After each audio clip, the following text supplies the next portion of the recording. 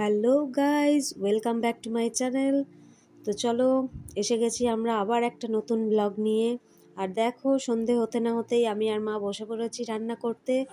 তো কী কারণে রান্নাবান্না হচ্ছে সেটা দেখার জন্য অবশ্যই পুরো ভিডিওটা দেখবে, লাইক করবে, সাবস্ক্রাইব করবে আর কমেন্ট করে জানাবে যে ভিডিওটা তোমাদের কেমন লেগেছে। তো চলো দেখে নিই আজকে কি আছে। আর দেখো, সবাই বাইরে বেরিয়ে পড়েছে। সবাই এক জায়গায় হলে যেরকম হয় আর কি, প্রচুর মজা হচ্ছে। এদিকে দেখো, ঘরে সবাই রিলস বানাতে ব্যস্ত।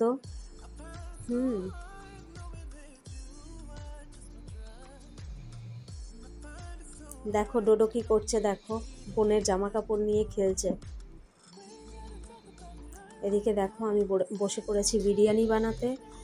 আর আমার হাতের বিরিয়ানিটা কিন্তু সবাই খুব পছন্দ করে, তাই বিরিয়ানি হলেই আমার দায়িত্ব পড়ে বানানোর। তো আমরা বসে পড়েছি বিরিয়ানি বানাতে।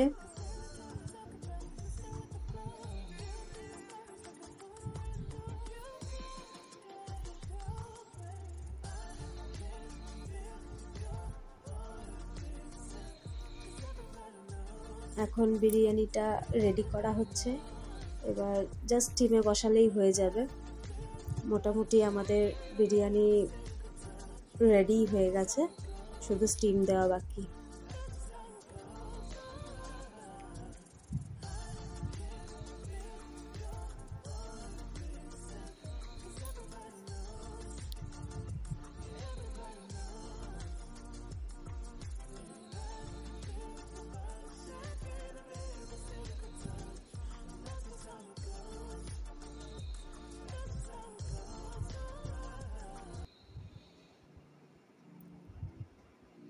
এখানে দেওয়া হচ্ছে বিরিয়ানি মশলা।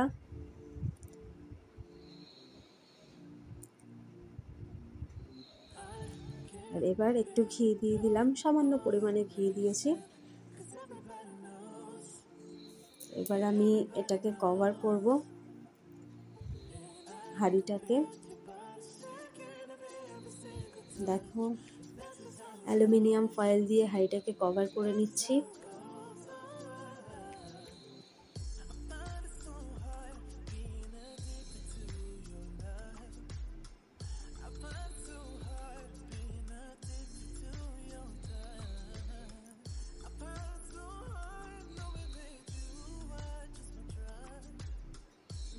আর এই জলের ছিটোটা দিয়ে নিলে খুব ভালো হয়, জানো তো, তাহলে ফয়েলটা খুব ভালোভাবে আটকে যায়। এখানে দেখো, হাঁড়ি বসাতে গিয়ে তো আমার অবস্থা একদম খারাপ হয়ে গেছে। তারপরে মা এসে হাঁড়িটা ঠিক করে বসিয়ে দিল। আর জানো তো, বিরিয়ানি রান্না করতে গিয়ে আমার হাতে খুব বড় একখানা ফোসকা পড়ে গেছে। আর এই দেখো, এই কেকটা দেখে তো বুঝতেই পারছি না যে এটা অ্যানিভার্সারি কেক নাকি আইপিএল ম্যাচের কেক।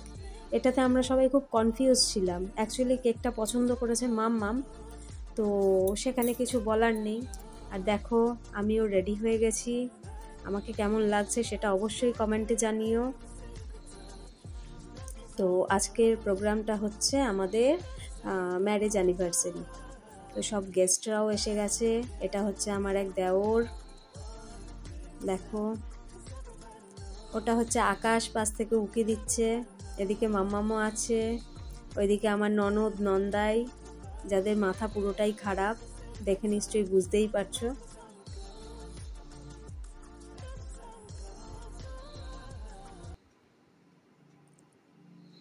আমার নন্দাইয়ের পোজ দেখে কেউ ভয় পেয়ে যেও না। আর এদিকে দেখো, আমার কাকি শাশুড়ি, আমার আর এক দেওর, সবাই বসে আছে। এটা আমার দিদি। দিদি মনে হচ্ছে খুব রেগে রয়েছে, বুঝলে তো, ওই জন্য মুখটা দেখো।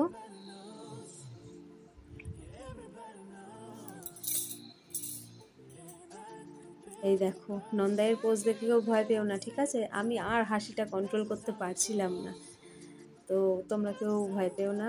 এদিকে এবার আমরা রেডি, এখন শুরু হবে মালা বদল। আমাদের তো ভীষণ হাসি পাচ্ছিল। আর তোমাদের দাদা ভাইয়ের যে অবস্থা হয়েছিল সেটা তো বলারই নয়। দেখো কিভাবে আমাকে মালা পরাচ্ছে। আমি আবার একটু পোজও দিয়ে নিয়েছি। মালাটা পরাচ্ছে মনে হচ্ছে দেখো ছুঁড়ে ছুঁড়ে, মানে বিয়ে করার ইচ্ছেটা ছিল না, ভুলবশত হয়ে গেছে আর কি। দেখো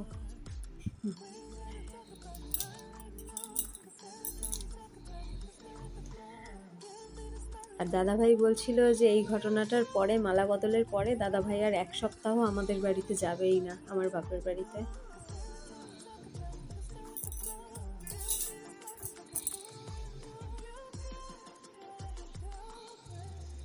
এবার আমাদের কেক কাটিং এর টাইম চলে এসছে।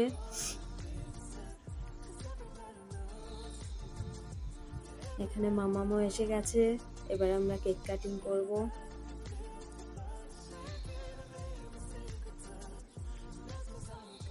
আর ডোরো তো কেক দেখলে নিজেকে কন্ট্রোল করতে পারে না, কতক্ষণে কেকটা খাবে।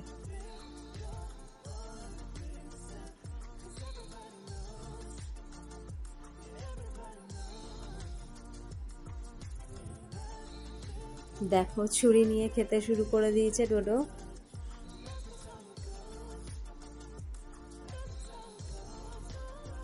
আর দাদাভাই তো কথা বলতেই ব্যস্ত, শুধু বকবকই করে যায়, আমিও তাই করি।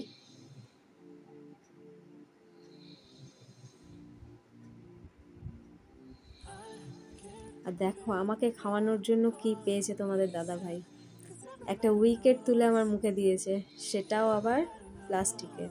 আর এইদিকে দেখো এখন আমার গিফট আনবক্সিং হচ্ছে। তোমার দাদাভাই আমাকে দুখানা একজোড়া চুড়ি গিফট করেছে, চুর ডিজাইনের চুড়ি। এটা আমার খুব শখ ছিল এই চুড়িটার, কিন্তু একটা সমস্যা হয়েছে যে দোকানদার সাইজটা একটু ছোট করে ফেলেছে, তো ওটা আবার আমি ঠিক করিয়ে নেব। আর যেহেতু আমার হাতে ব্যথা ছিল সেই কারণে ডান হাতে পরতে পারছিলাম না।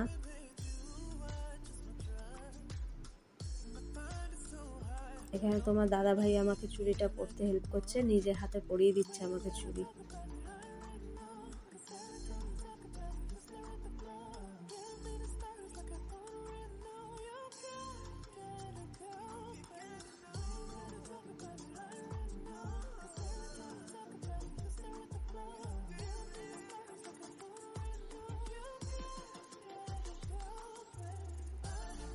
দেখো কেমন হয়েছে আমার গিফটটা, তোমরা অবশ্যই জানিও তোমাদের কেমন লাগলো গিফটটা। এবার আমি বসে পড়েছি সবাইকে খাবার দিতে, সমস্ত দায়িত্বই আমারই ছিল। আর রাত অনেক হয়ে গেছিল, তো সবাই মিলে একসাথে বাইরে বসে পড়েছিলাম খেতে।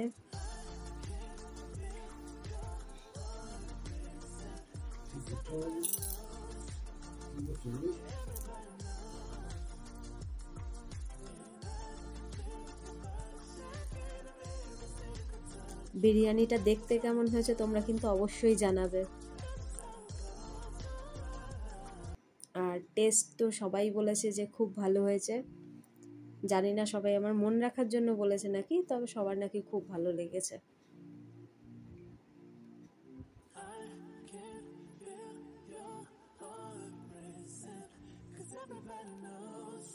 তো বন্ধুরা চলো আজকের মতো টাটা, আবার দেখা হবে নেক্সট ব্লগে।